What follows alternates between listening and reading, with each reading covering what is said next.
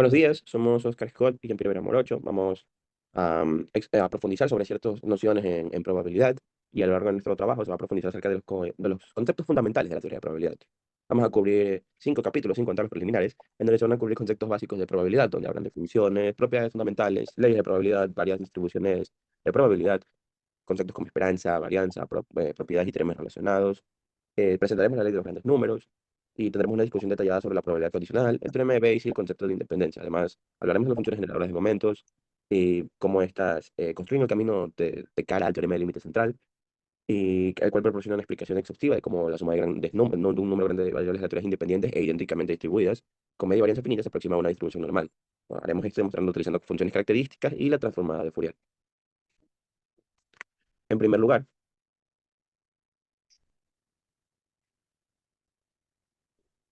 presentaremos. Todos esos que estamos pasando son hojas de los preliminares que uno necesita saber para poder entender la parte teórica siguiente.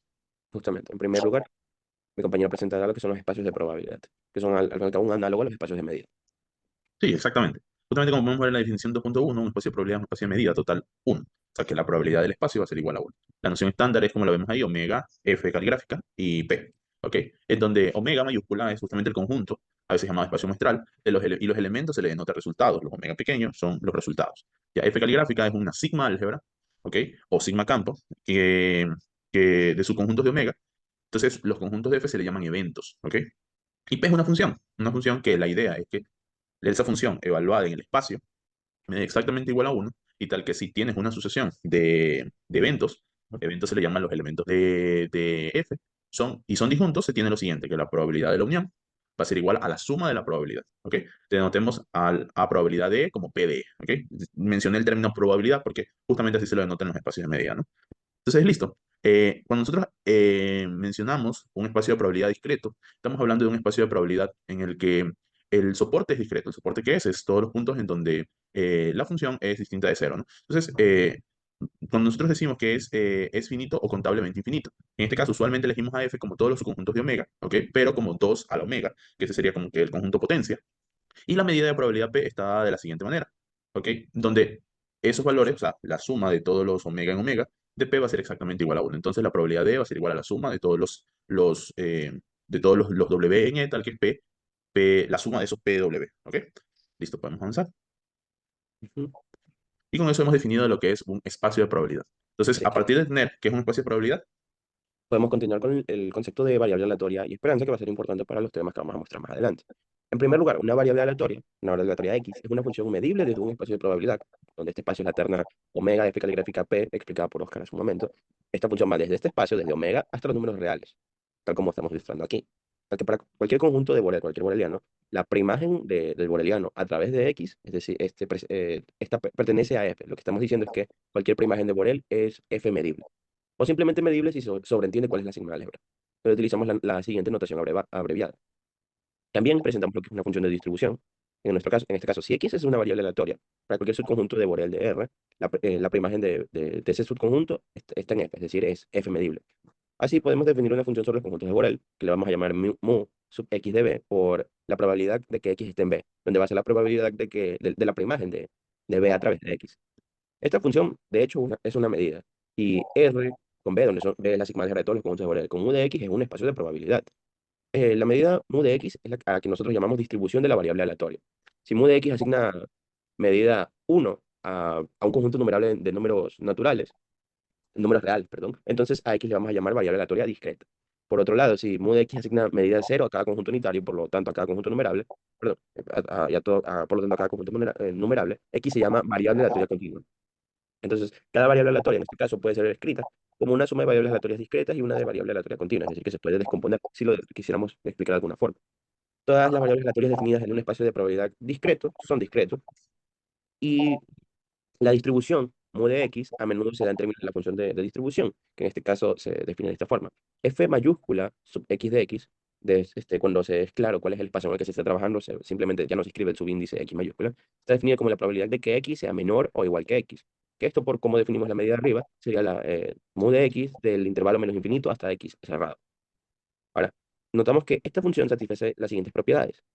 Primero, el límite de la función cuando x va hasta menos infinito es cero. Bueno, el límite de la función cuando x va hasta a infinito es 1. Y f es una función no decreciente. F es continua por la derecha. Esto es decir, que para cada x, f de x más, que recordemos es el límite por derecha de la función, es igual al límite de cuando epsilon tiende a cero por la derecha, de f de x más epsilon, esto va a ser igual a f de x. De manera análoga, presentamos el concepto de función de densidad, que mi compañero puede continuar. Listo. Una función de densidad se define de esa manera, ¿no? Es la probabilidad entre que x está entre a y b. Va a ser igual va a ser igual a la integral desde a hasta b de una función f de x, ¿ok? Esa función f es lo que nosotros le llamamos función de densidad. Pero recordemos que la parte izquierda, ¿ok? La parte izquierda, la probabilidad de x entre a y b, la podríamos cambiar de tal manera que los límites empiecen desde menos infinito hasta un x. Entonces, eso directamente sería la parte derecha, sería los x menores que x, minúscula, ¿no? Entonces, eso justamente es la función de densidad, de distribución. Entonces, por el teorema fundamental del cálculo, nosotros tenemos que la función de densidad va a ser exactamente igual a la derivada de la función de distribución. ¿Ok?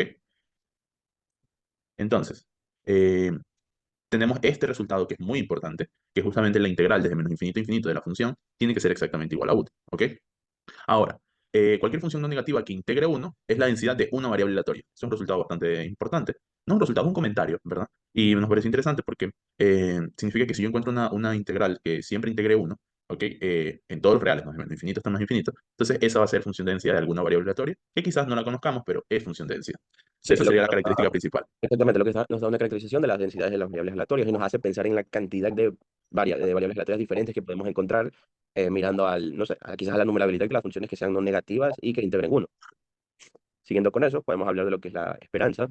Entonces, si nosotros tenemos una variable aleatoria que es no negativa, la esperanza de x, que la vamos a denotar como e de x, donde es el operador esperanza, e de x va a ser la integral de x con respecto a la medida p, donde esta integral va a ser la integral de Lebesgue.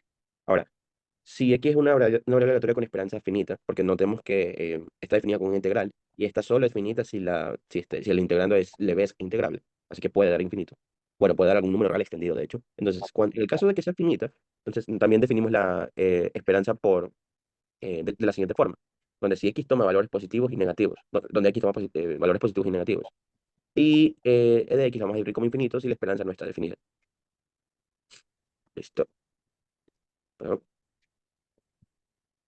así, entre otros resultados, como mi compañero les puede explicar, Tenemos un par de resultados justamente para la esperanza, que la esperanza de x va a ser la integral sobre todos los reales de x por diferencial de mu de x, ¿ok? Y también sucede que la esperanza de por medio de una función que es medible según Borel, o Borel medible, la esperanza de g de x va a ser igual también a la integral de g de x por diferencial de mu de x. ¿Listo? Tenemos aquí las demostraciones. No vamos a intentar explicarlas por cuestión del tiempo, pero si alguien es curioso y desea ver, o sea, aquí está la demostración, la idea simplemente sería de la demostración es tomar este conjunto, ANK, ¿ok? a este conjunto cada ANK lo vamos a ver. Entonces, en este caso, primero hay que comentar que estos dos lemas tienen sentido siempre y cuando, para la ecuación que presentan, al menos uno de los lados existe. En tal caso, el otro lado también va a existir. Si hablemos un poquito de la prueba, la clave de la misma es definir el conjunto A sub n sub k de la siguiente manera, para cualquier n y k entero, entre los positivos. Entonces, vamos a considerar la siguiente variable aleatoria auxiliar, que va a ser x sub n de w, de manera que va a ser la suma. De hecho, debería ser llamado serie, pero vamos a llamarlo suma sin perder generalidad. Donde sería la suma desde k igual 1 hasta infinito de k sobre n por la característica, o más bien la indicatriz, ya vamos a explicar por qué preferimos llamarla así, la indicatriz de a sub n sub k, donde la indicatriz es básicamente una función que caracteriza cuando un punto está o no está en un conjunto. De modo que la indicatriz de e es 0 si x está en e, si x no está en e, perdón, y 1 cuando sí está. Igual esos son resultados que están puestos en los preliminares, ¿no? Podemos Exacto. revisarlos sin problema. Ahora, notamos que esta también es una variable aleatoria discreta. Entonces tenemos la siguiente desigualdad. Y ahora, al calcular su esperanza, utilizando su definición, escribiendo la definición de x sub n de w, llegamos a la siguiente igualdad, donde el intercambio de límites puede hacerse porque es una variable, tenemos que es una variable no negativa. Así, tenemos la siguiente igualdad. Y por definición de x sub n sub k, partimos de esta desigualdad y todo lo vamos a reescribir en función de las integrales de Lebesgue. Así, utilizando eso y utilizando algunas propiedades de la integral de Lebesgue que son detalladas, o más bien mencionadas en los preliminares, llegamos a la siguiente desigualdad, la misma que al tomar n cuando tiende a infinito, y por la linealidad de la esperanza, porque esta está definida por una integral de Lebesgue, y esta también es lineal siempre cuando existe. Entonces, cuando n tiende a infinito, tenemos lo que queríamos. Así, podemos ahora hablar de otro concepto importante que es la varianza. La varianza de una variable aleatoria está definida por la siguiente igualdad. Es la esperanza de la variable aleatoria formada por x menos la esperanza de x al cuadrado. Siempre y cuando la esperanza exista, claro. Ahora, notemos en ese caso, como la esperanza, si existe, es lineal, podemos hacer la siguiente manipulación, que básicamente es elevar cuadrados, para llegar a escribir la varianza de otra forma. En este caso, la varianza de x sería la esperanza de x al cuadrado menos el cuadrado de la esperanza de x. En este caso, la varianza a menudo se denota con el símbolo sigma, sigma cuadrado, para decir que sigma cuadrado de x, y a la raíz cuadrada de la varianza se la llama sigma, y la vamos a llamar desviación estándar. Vale recalcar que la esperanza es lineal, ya que por su propia definición está definida como la integral de Lebesgue, ¿verdad? Y la esperanza es, al tener eso elevado al cuadrado, simplemente se desarrolla y obtenemos ese resultado. Listo, Ujú, tenemos dos desigualdades, como la desigualdad de Markov y la desigualdad de Chebyshev. Y tenemos la desigualdad, la generalización de la desigualdad de Chebyshev, que es la que tenemos aquí, ¿ok? Eh, estos dos lemas, bueno, este lema de aquí, estas desigualdades son importantes, pero creemos que lo más importante de las desigualdades es justamente su propia prueba, su propia enunciado, que sirve para algunas demostraciones más adelante, ¿ok? Como la desigualdad de la generalización de la desigualdad de Chebyshev. Ya, y con esto terminamos el primer capítulo, que es sobre variables aleatorias. Entendemos que es una variable aleatoria, que es una distribución, que es una densidad, qué significa esperanza y qué significa varianza, ¿ok? Y con estos resultados nosotros podemos ir ahora sí a entender qué significa independencia. Entonces, cuando nosotros hablamos de independencia, definimos dos eventos, decimos que son independientes siempre y cuando la probabilidad de A intersección B sea igual a la probabilidad de A por la probabilidad de B, ¿ok? Entonces, cuando hablamos que una colección de eventos es independiente, ¿ok? Con alfa en algún conjunto de índices. Entonces nosotros decimos que a alfa 1, a alfa 2, hasta a alfa n distintos, sucede lo que tenemos allí, ¿no? Que la probabilidad de la intersección va a ser igual a la multiplicación de las probabilidades. Entonces una colección de eventos es llamado independiente por pares, ¿sí? Para cada dos continuos, ¿no? O sea, a alfa j tú tomas dos, la intersección de ellos va a ser la multiplicación de las probabilidades. ¿Ok? Entonces con esto nosotros podemos decir que una colección sigma álgebra, esta cosa es llamada independiente. O sea, nosotros hemos dicho independencia sobre dos eventos, no sobre dos elementos de la sigma álgebra. Pero cuando nosotros decimos que dos sigma álgebras son independientes, es básicamente decir, tomo un elemento del uno, tomo un elemento del otro, o sea, dos eventos, y digo, si la intersección de estos, si la intersección de estos dos eventos es la probabilidad de la intersección de estos dos eventos es la probabilidad de la multiplicación, entonces esas dos sigma álgebras iniciales son independientes, ¿ok? Entonces, definimos lo que es una variable aleatoria y f una sigma álgebra, decimos que f es medible si sucede lo siguiente, y para cada conjunto de variables, es decir, que x es una variable aleatoria en el espacio de probabilidad, definimos f de x como la más pequeña sigma álgebra, f, para el cual x es f medible. Ujú. Entonces, de hecho, sucede lo siguiente que tenemos allí, y con esto vienen varios ejemplos. Viene este ejemplo de aquí, muy bonito, sería bueno que las personas lectoras del documento lo puedan leer. Y también tenemos el siguiente lema, que nos dice que f caligráfica 0 y g 0 son dos álgebras de eventos que son independientes, es decir, que la probabilidad de A va a ser igual a la probabilidad de A por la probabilidad de A intersección B va a ser igual a la probabilidad de A por la probabilidad de B, para A en F0 y B en G0. Entonces, F, llamamos a F como la sigma álgebra generada por F0 y G como la sigma álgebra generada por G0. Son sigma álgebras independientes, ¿ok? Entonces, si nosotros partimos de dos álgebras independientes y generamos sus sigmas álgebras, entonces sus sigma álgebras también son independientes. Eso es lo que nos dice este lema. Entonces, es un lema importante y luego definimos lo que son, suponiendo que nosotros tenemos n variables aleatorias, podemos considerarlo como un vector aleatorio, como está allí. Y dicho vector, y la distribución conjunta sería lo que tenemos allí, ¿no? Mu de x1, x2, x3 hasta xn, ya en conjuntos de Borel. Entonces, definida de esa manera. Entonces, ahora, cuando las variables aleatorias también tienen distribución en R, mu de X, y estas son llamadas distribuciones marginales, las llamadas funciones de distribución conjunta F. De esa manera es definido de la manera que tenemos allí. Entonces, si nosotros tenemos un vector aleatorio, nosotros podemos definir su distribución conjunta de la siguiente manera, ¿no? Como la medida de menos infinito hasta T1 cruz, o sea, el producto cruz de todos esos intervalos, ¿no? El producto de todos esos intervalos. ¿Ya? Entonces, definimos lo que es una variable aleatoria. O sea, cuando nosotros decimos que las variables aleatorias son independientes, entonces sucede lo siguiente, ¿no? Que para todo conjunto de Borel, desde B1 hasta Bn, sucede lo que tenemos allí. Que la probabilidad de que si x1 está en B1, x2 está en B2, hasta xn está en Bn, entonces va a suceder que es la probabilidad de cada una de las multiplicaciones de eso, ¿no? Entonces, y además las sigma álgebras también son independientes, y además la función de distribución se puede escribir como la multiplicación de sus marginales, y para todo número real de T1 a Tn, la función de distribución la podemos ver de esa manera. ¿Ok? Entonces, así nosotros podemos decir que las variables aleatorias son llamadas independientes. ¿Ok?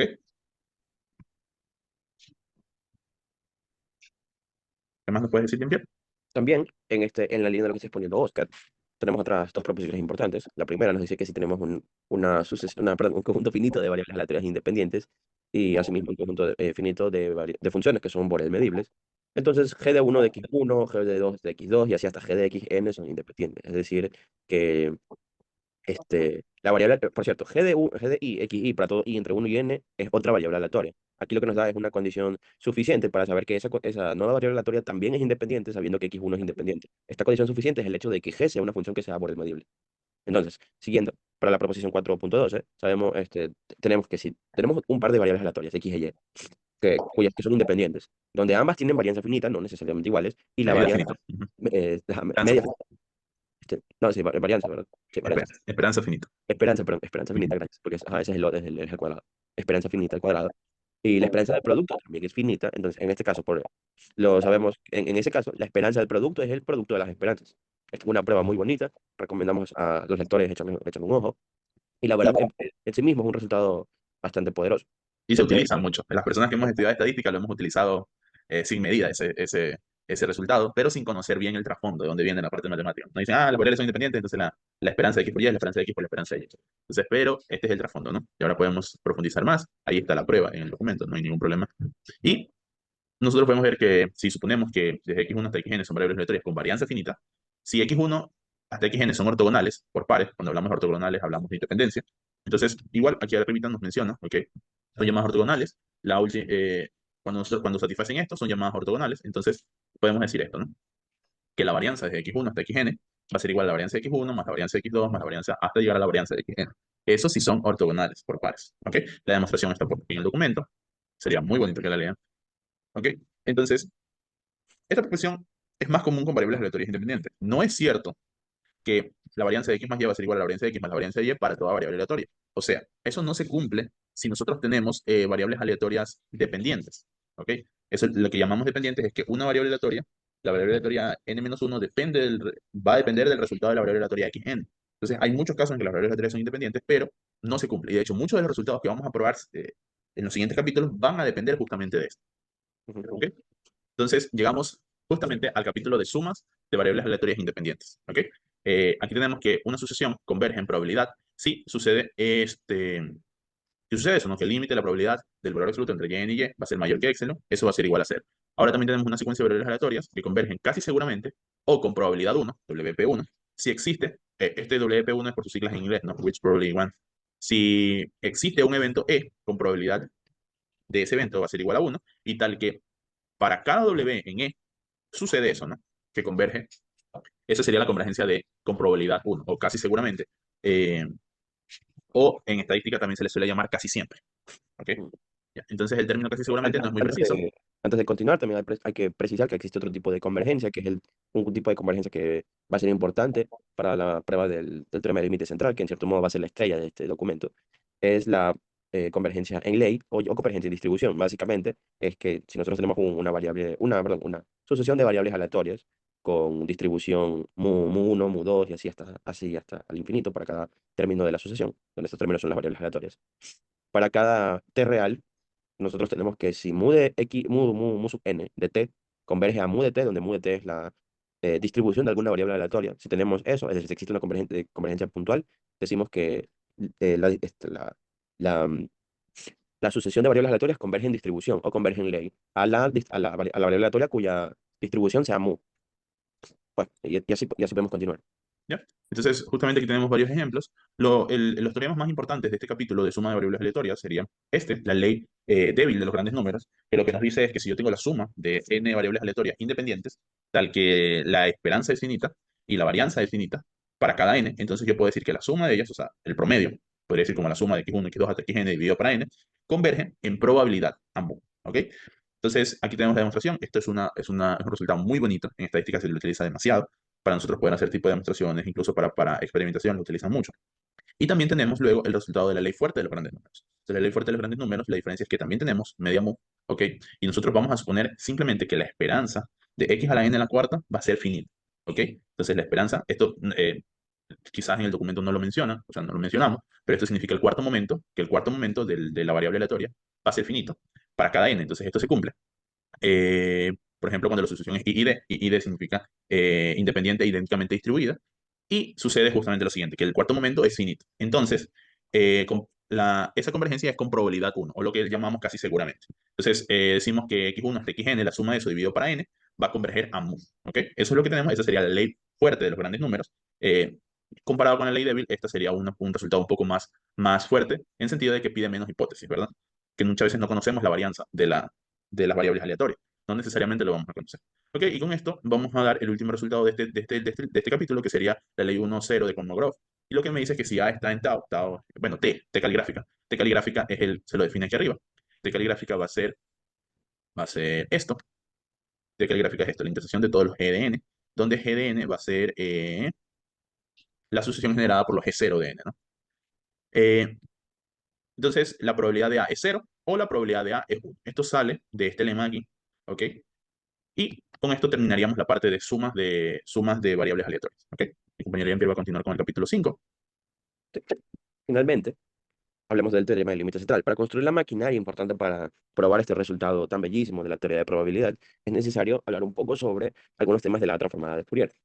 Recordemos, si nosotros tenemos una función que va de R en R, la transformada de Fourier se define por la integral que está allí, donde I no es un índice, sino es em, la unidad imaginaria. También vamos a llamar G a una función de Schwartz. A G le vamos a decir que es una función de Schwartz si es suave. Cuando diga suave me voy a referir a que es infinitamente diferenciable. Y todas sus derivadas decrecen en más o menos infinito, más rápido que cualquier polinomio. Aquí el término decrece quizás no es el mejor. Lo que quiero decir es que se acerca más rápido a más o menos infinito que cualquier otro polinomio. Específicamente, nosotros decimos que G es de Schwartz si G está en el conjunto S que va desde Rn a C, donde este es el espacio de Schwartz en Rn, si queremos presentar esto de manera general. Esto sería todas las funciones que sean suaves, que vayan desde Rn hasta C, tal que para cualquier alfa y beta en n a la n, donde n a la n es simplemente el producto cartesiano de n naturales, o sea, con sus copias. Es decir, si tienes n copias de los números naturales, n a la n es n por n por n por n n veces. Tal que la norma de f con respecto a alfa y beta es infinita. Aquí estamos utilizando la notación multiíndice. Esta norma es simplemente un supremo de la cantidad que está allí, y x a la alfa es simplemente el producto de las componentes del vector x, porque recordemos que está en Rn, con cada una elevado a alfa 1, alfa 2 y así hasta alfa n. Y así mismo para las derivadas. Entonces, podemos mostrar que si g es una función de Schwartz, entonces su transformada también es de Schwartz. A grosso modo, lo que hace la transformada de Fourier es enviar funciones que sean suaves y acotadas a funciones que sean acotadas a funciones que también sean suaves.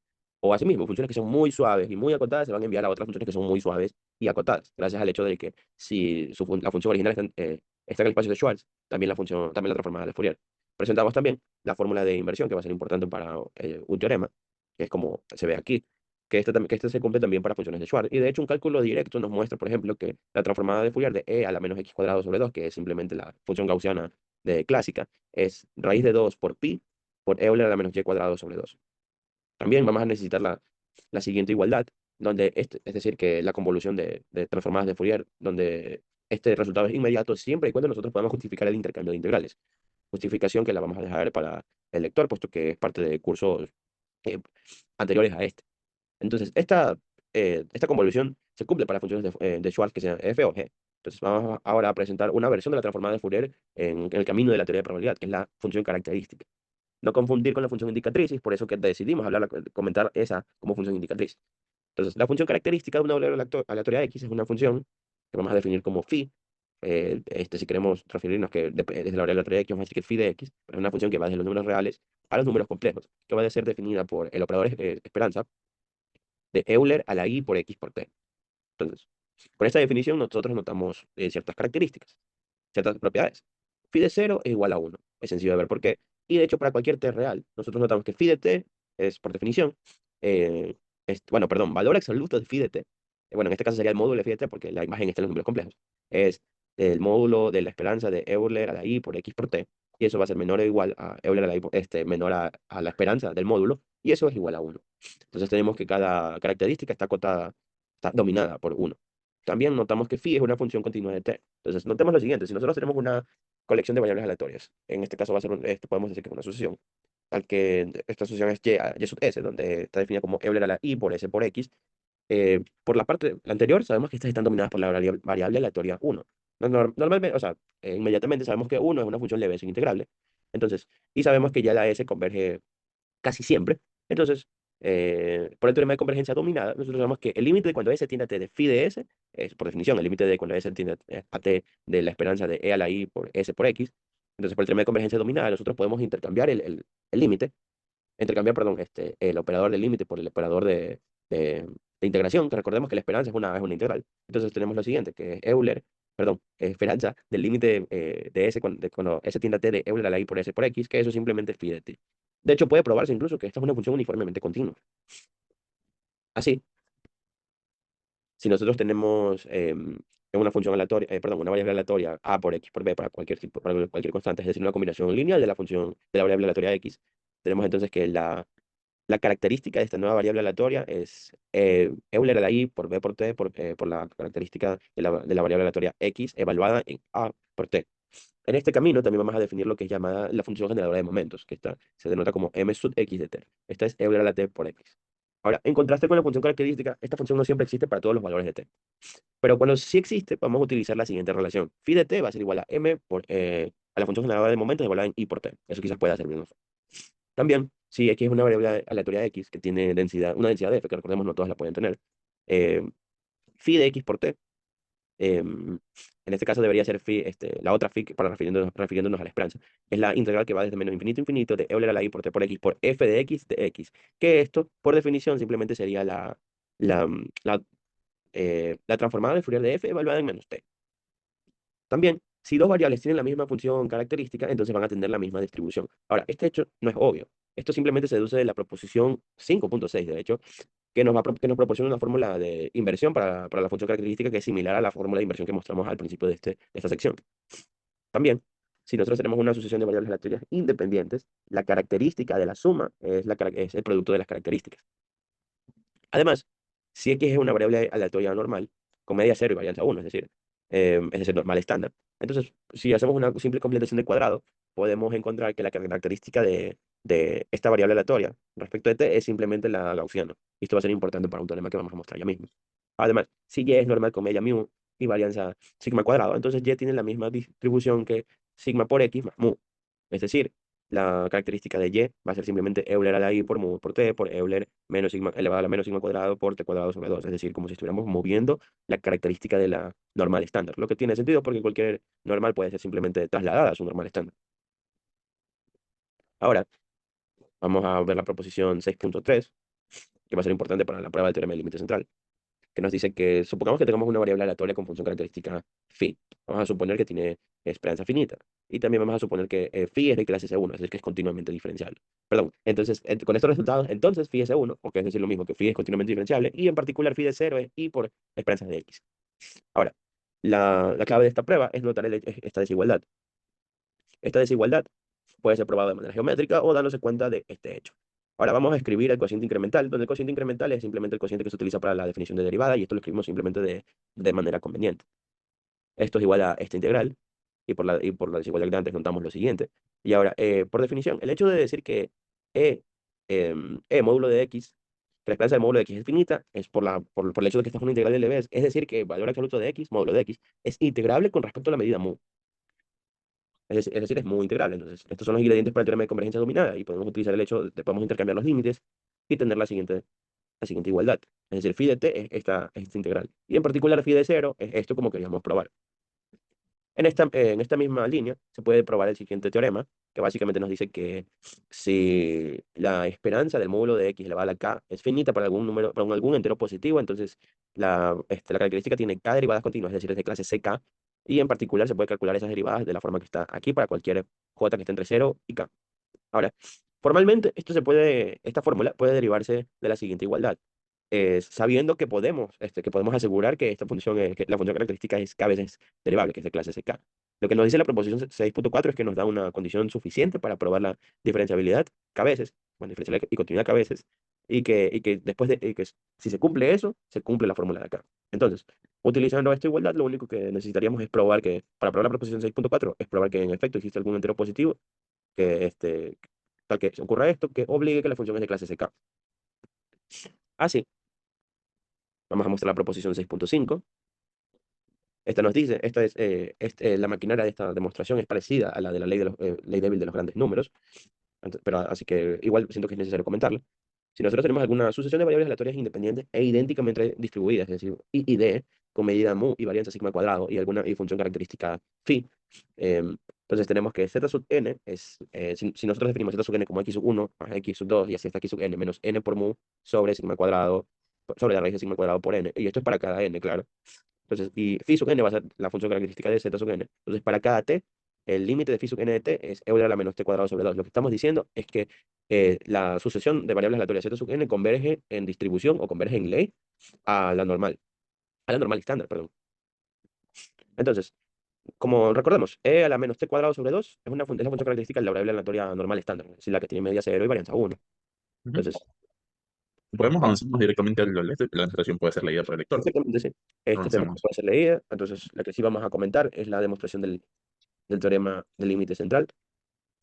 La demostración es muy bonita, la verdad. Vamos a presentar, bueno, primero vamos a presentar este teorema que es el llamado teorema de continuidad de Levi, que esta nos da condiciones necesarias y suficientes para para la convergencia en distribución de sucesiones de variables aleatorias. Si nosotros tenemos una sucesión tal que se cumple esta condición, cuando t tiene infinito, para todo t en R, claro, y alguna función característica phi de t, entonces los siguientes son equivalentes. Decimos que esa sucesión es apretada, es decir, tight, si se cumple esta igualdad.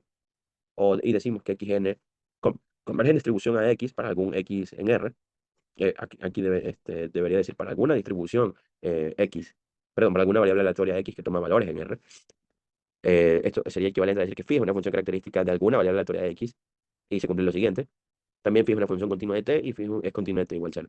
Ahora, entonces, si todas estas se cumplen, vamos a decir que xn converge en distribución, perdón, a x.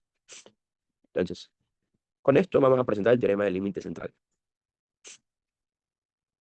Esta versión del teorema del límite central es gracias al Lyapunov. Y nos dice que si nosotros tenemos una sucesión de variables aleatorias independientes e idénticamente distribuidas con media mu y varianza finita, si tenemos dos números reales a, b, que son finitos, el límite de la probabilidad de esto, que en nuestro caso, o sea, considerando lo que definimos antes, esto sería z sub n, es decir, que la probabilidad de que z sub n esté entre a y b es esta integral.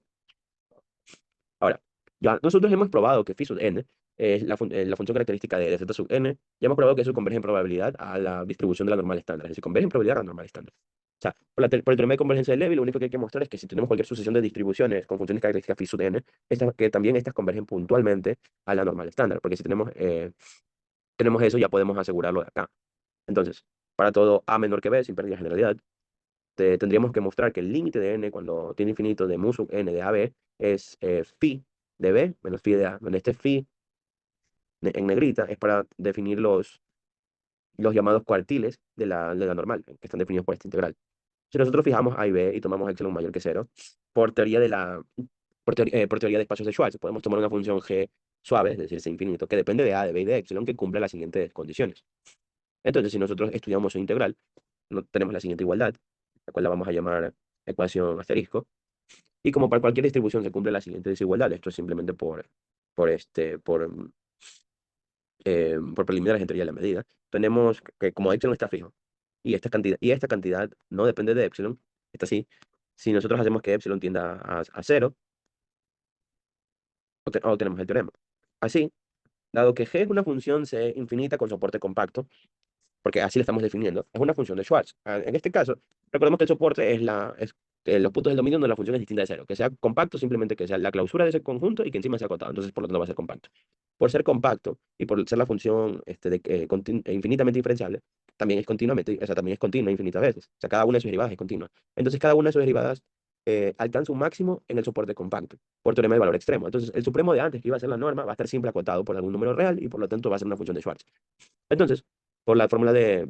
Entonces podemos escribir su transformada de Fourier de esta forma. Y por la fórmula de inversión que presentamos al principio, tenemos la siguiente igualdad, en donde phi sub n por la transformada de Fourier es menor o igual a esto, a la norma de esto. Y esto es L1, es decir, es integrable. Entonces donde el hecho de que la transformada de Fourier sea L1 es parte de teoría de la medida. Y podemos usar entonces el teorema de convergencia dominada para concluir lo siguiente. Esto. el hecho de que nosotros hemos comentado de que la forma de Fourier de esta función es la de acá, nos permite concluir que, o sea, y el hecho de que eso también se cumple, es decir, la convolución, obtenemos la ecuación asterisco que queríamos probar. Entonces, ahora, finalmente, la última proposición nos va a establecer una unicidad en las funciones características de proporción, al proporcionar una fórmula de inversión. O sea, debemos tener en cuenta que, o sea, si especificamos una distribución mu, basta con dar mu de AB en todos los AB, en donde mu de A y de B sea cero, es decir, en donde la medida de esos sea cero. Vamos a presentar simplemente el enunciado y la prueba la vamos a dejar para que los lectores la lean, valga la redundancia.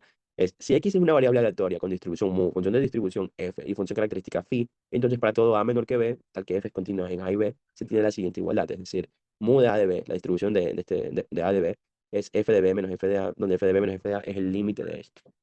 Esto sabemos que es por lo que habíamos probado antes, que es lo que comentó Oscar hace un momento, hace un tiempo, y esto es lo que queremos probar, que este es el límite cuando t tiene infinito de 1/2π, de menos t sobre t, de esta integral. Ahora, en principio, comentemos un poco sobre esto. Realmente, la parte derecha, es decir, esta integral es tentador escribirla de esta forma. No obstante, esto podría no ser cierto, puesto que no sabemos si está integrando es Lebesgue integrable. Entonces, esto podría tener algún sentido, es decir, es válido, si lo interpretamos como una integral de Riemann en plop. Así presentamos esta prueba, que es en cierto modo análoga al teorema del límite central, salvo el hecho de que utilizamos el teorema de Fubini en un momento, tenemos que realizar un análisis para la integral, y utilizamos de nuevo el teorema de convergencia dominada para mostrar lo que nos están pidiendo mostrar. Y con esto damos por terminado nuestra exposición. Muchas gracias. Muchas gracias.